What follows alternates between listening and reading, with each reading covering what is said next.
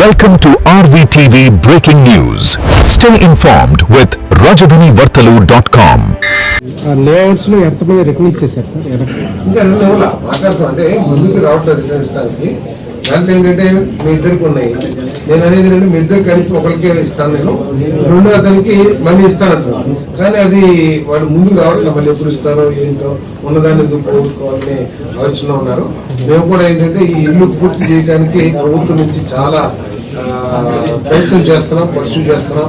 అధికారులందరూ కూడా గట్టిగా పూర్తి చేయాలని టార్గెట్ చేస్తున్నాం. కాబట్టి మనకు నమ్మకం వచ్చింది, ఏదో ఒక రూపంలో పూర్తి చేస్తారని. ఇప్పటికైతే ముందుకు రాలేదు, తప్పకుండా తర్వాత ఏం చేయాలో ఆలోచించారు.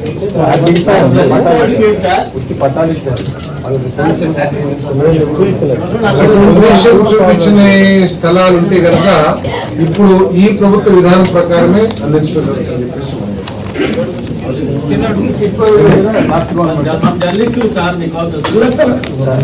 జర్నలిస్టులకి ఇవ్వాలనేది ప్రభుత్వం యొక్క గట్టి ఆలోచన అని చెప్పేసి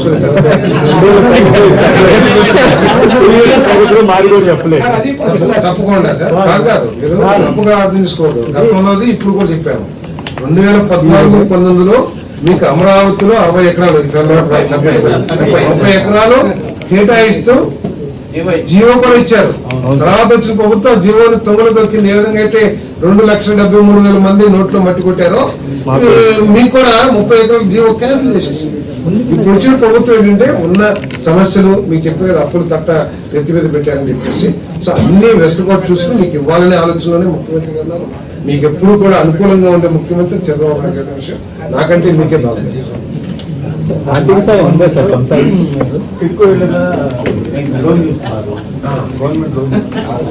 దాని మీద పూర్తి సమాచారం ఇవ్వలేదు, కానీ అదే నేను చెప్తున్నాను. నేను అంటే ఒక బాధ్యత లేని పరిపాలన, ఒక పరిజ్ఞానం లేని పరిపాలన అంటే అదేనేమో అనిపిస్తుంది. ఇప్పుడు టిట్కో హౌసెస్ లో లబ్ధిదారుల పేరు మీద ఇప్పుడు మనం హౌసింగ్ లోన్ తీసుకున్నాము. ఆ హౌసింగ్ లోన్ ఆ ఇల్లు కంప్లీషన్ కి మనం పూర్తి చేయాలి. నాకు తెలిసి మన పేరు మీద కూడా బ్యాంకర్ బిల్డర్కే ఇస్తాడు డబ్బులు కూడా. అంటే బిల్డర్కే ఇస్తాడు. ఎందుకు? ఆ డబ్బు ఏదైతే లోన్ హౌసింగ్ లోన్ కింద ఇచ్చారో ఆ డబ్బులు కేవలం ఆ లక్ష్యాలకే ఖర్చు పెట్టాలని. కానీ వైఎస్ఆర్ కాంగ్రెస్ ప్రభుత్వం లబ్ధిదారుల పేరు మీద డబ్బులు తీసేసుకుని ₹1 కూడా ఆ ఇల్లు పూర్తి చేస్తానికి వినియోగించకపోవటం, ఆ ఇల్లు అదే విధంగా ఉండిపోవటం, ఆఖరికి మెచ్యూర్ టైం అయిపోయిన తర్వాత ఇన్స్టాల్మెంట్స్ కోసం నోటీసులు ఇచ్చి ఆ పేదవాళ్ళ సిబిల్ స్కోర్ ని బాగు చేసి ఇంకెక్కడ కూడా రుణాలు లభించక నానా వెగసాట్లు పడుతున్న పేదవాళ్ళ గురించి ఒకసారి ఆలోచిస్తే ఎంత బాధ్యతారహితమైన పరిపాలన గతంలో ఉండిందో ఒకసారి అర్థం చేసుకోవచ్చు అని చెప్పేసి నేను సలహా.